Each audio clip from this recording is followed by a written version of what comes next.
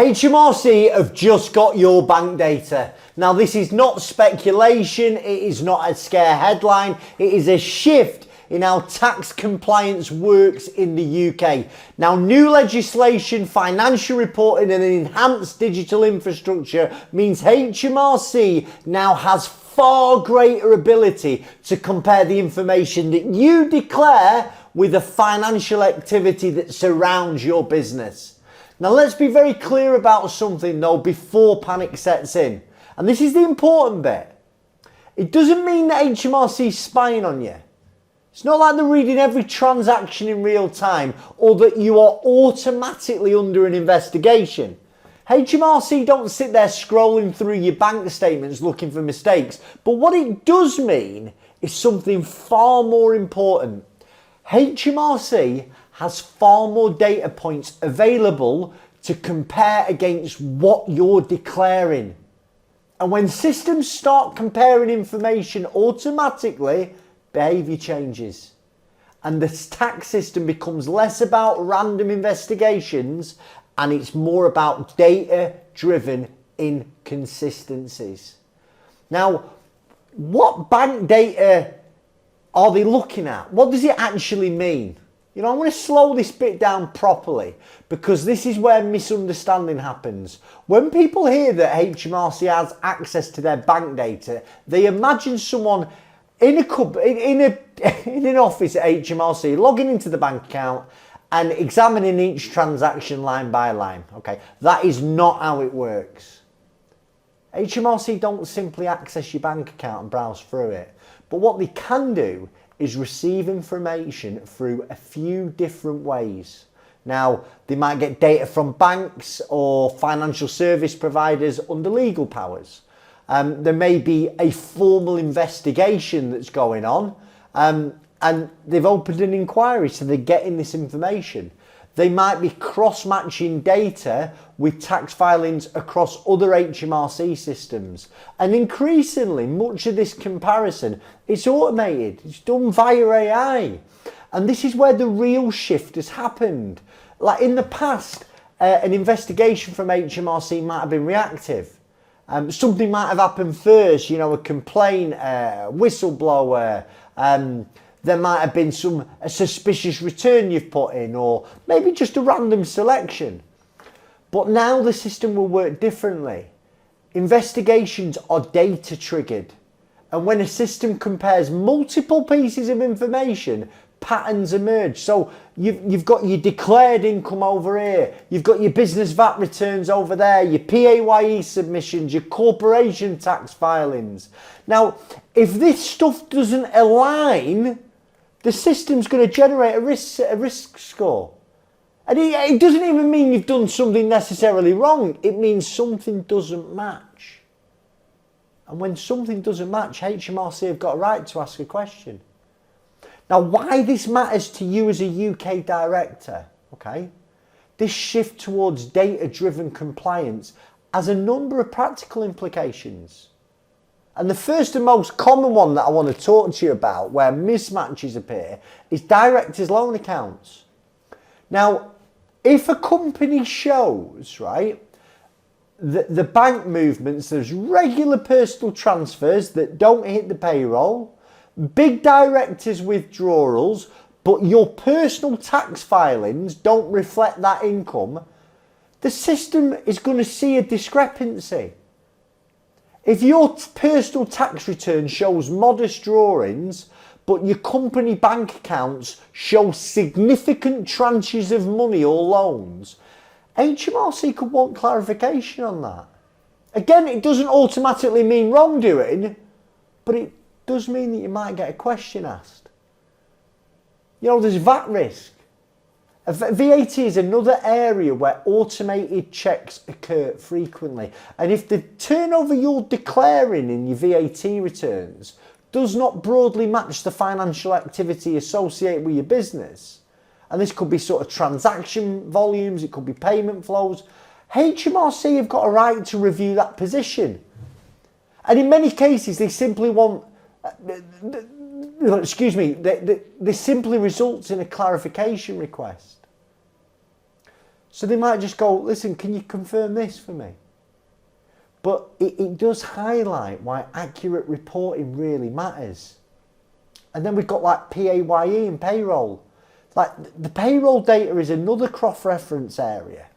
And if payroll submissions don't align with movement of funds in and out of the company accounts, so for example, you've got contractor payments recorded differently to payroll submissions, the discrepancy might trigger a question. And again, it doesn't mean misconduct, but it might lead to an inquiry for further information.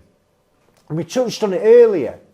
You've got lifestyle versus what you're declaring as your income. And this is one area that people misunderstand. If your personal filings show a modest income, but your financial behaviour suggests a much bigger and bolder and more exuberant lifestyle, big directors' loan accounts, big drawings, big asset purchase, you know, you're balling abroad all the time, Rolex watches, Ferrari cars. Because remember that HMRC can look at your social media now. This could flag you for a review. And again, HMRC are not they're not analysing every personal purchase. But if the numbers don't add up across multiple tax filings, that inconsistency is going to need an explanation. Now, another thing that's going to cause issues is failed payment arrangements. Like another major factor for HMRC at risk scoring is payment history. Let's have a quick drink. If there's a constant pattern in your business of late payments, time to pay arrangements which you've set up and then broken, repeated non-compliance, your risk profile is going to go up automatically. Now, it isn't a punishment, it's statistical risk management from their point of view. If you're doing all these things, they've got a right to go, wait there, what's going on here? Now, I want to go into like what's going to happen if these mismatches are detected. Because one of the biggest misconceptions about HMRC investigations is that they're going to start dramatically. They don't. They're going to start quietly. It might begin with something simple like a clarification letter, a VAT query, you know, an information notice, a compliance check. And at this stage, HMRC, they're just asking questions because something on their system has highlighted something that needs more clarification. But this process can expand if your responses to these questions create further inconsistencies. And the reality is that many investigations grow because the responses from a director is poor. You know, you've escalated yourself and you've given information that's not necessary, or you've responded emotionally, or I see this a lot. People are guessing answers instead of checking records. And when you're guessing answers, you're contradicting previous filings. And one inconsistent explanation is going to widen the scope of the inquiry. Now, I also believe that perhaps at this stage, you need somebody helping you respond to these inquiries. Like, have you got a finance team that's up to this? Have you got a finance director? Have you got a good accountant? Have you got a good bookkeeper? Do you need a specialist HMRC investigator? Now, there are so many misunderstandings that directors are holding, and it's really causing them problems in 2026. Now, one of the beliefs that I think causes more panic than anything else is a director will assume, well, I've not done anything wrong, I'm safe. Now, you might not have done anything wrong purposefully, right? You know, sometimes there are little errors that can open the door. That's what compliance is about, isn't it? You know, very rarely these investigations are starting because HMRC thinks you've done something wrong. It's because the numbers don't add up. They don't align. And a lot of the time, inconsistency is accidental.